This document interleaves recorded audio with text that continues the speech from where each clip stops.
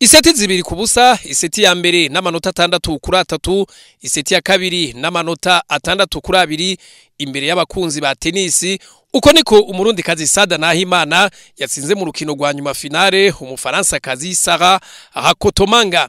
Gutyo uwo murundi kazi akaba yaciye atahukana ubugira kabiri iryo higanwa mpuzamakungu rya tenisi W50 ryari rimaze indwi zibiri ririko ribera hano i Bujumbura. Ihiganwa ryitabwe n'ibihugu 32 harimo Leta Zunze za Amerika, Canada, Uburusiya n'ibindi bihugu vya Buraya. Sada Nahimana rero kuri we kakaba karakanyamuneza kadasanzwe.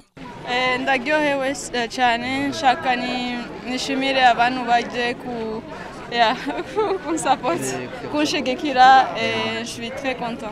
Kubwa Gilbert Nibigigwe harongoye ishiramwe rya tenisi mu Burundi ngo Sada Nahimana ntamenyerwa akinisha ubuhinga budasanzwe harimo no gukoresha umutwe. Bidasanzwe gutsinda ihiganwa nk'iri ubwa kari bwikurikiranya mukamubona kandi ko n'urukino rutari rworoshe.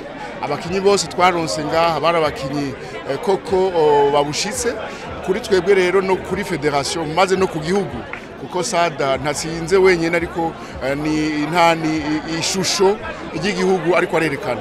Kubona Sada maze indwi zibiri akina ataratsindwa n'iseti imwe birumvikana ko koko yaje yiteguye kandi ari umukinyi abushitse, ariko sikuva ko nabandi batari babizi. Mugabo uyu munsi nibaza ko yabarushije ibintu bitari bike na cyane mu mutwe, kuko tenisi n'umukino ukigwa cyane no mu mutwe.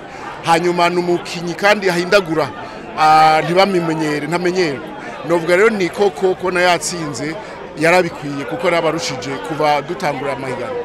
Iryo higanwa Sada Nahimana akaba yaritanguye ku isi yose ari uw'amajana 332, akaba arirangije ari uw'amajana 228. Akaba yaronse kandi n'amafaranga yababa ibihumbi 13 by'amadolari y'abanyamerika ku bihumbi 40 abitavye iryo higanwa uko ari 62 bose babwirizwa kugabura.